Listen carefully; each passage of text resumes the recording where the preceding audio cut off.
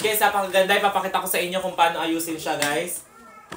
6 layers nga pala siya, guys. Napakaganda, oh. Kaya sa mga mahihilig dyan mag-collect ng mga sapatos, ito ang bagay sa inyong kwarto. Dahil sobrang ganda talaga niya, guys. Foldable talaga siya.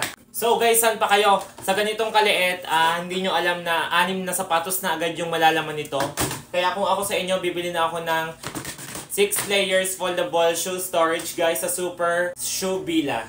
So, guys, ipapakita ko sa inyo kung paano i-assemble tong foldable shoe storage natin. First natin gagawin ay ihuhook natin to sa hole.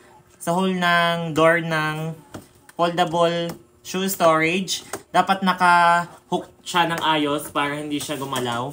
Ayan, guys, fully hook na siya. Ayan. Dapat ihuhook natin siya sa lahat ng hook. And then, yung kabila naman, guys, ayan.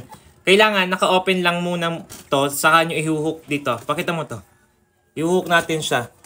Dapat mag-fully hook siya. To, yan. Tutunog naman kapag naka-hook na siya ng maayos. Pati dito, guys, sa gilid, ha. Guys, dito sa gilid may hook din dito. Yan. Buo na yung isa nating shoe storage, guys. Pwede na kayo maglagay dito ng isang sapatos. Recommendable ko po ito sa mga mahihilig mag-collect ng sapatos. Talagang makakakonsumo kayo ng maliit na space sa bahay nyo kung ito ang bibilhin nyo dahil sa ganitong kaliit, may magkakalaman na siya ng 6 na pares ng sapatos, guys. Sa murang halaga po niya, mabibili nyo po siya sa yellow basket ko, guys. Sa mga gusto pong umorder dyan, nasa yellow basket ko po. Click the yellow basket and place your order now, guys. So, ayan po ang itsura niya sa 6 layers. Pwede po nating lagyan ng sapatos ang first layer, guys. At ito nga pala yung sapatos ko. Napakaganda. Ayan. First layer po.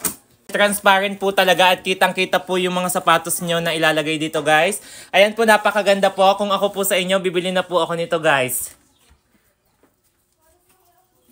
Ayan, guys, 6 layers po. May 4 layers. May 6 layers at iba-iba po pong layers. Kung ano pong gusto nyo, guys. Ayan po, place your order. Click the yellow basket. Thank you so much for watching, guys. This is my mini vlog for today. Bye!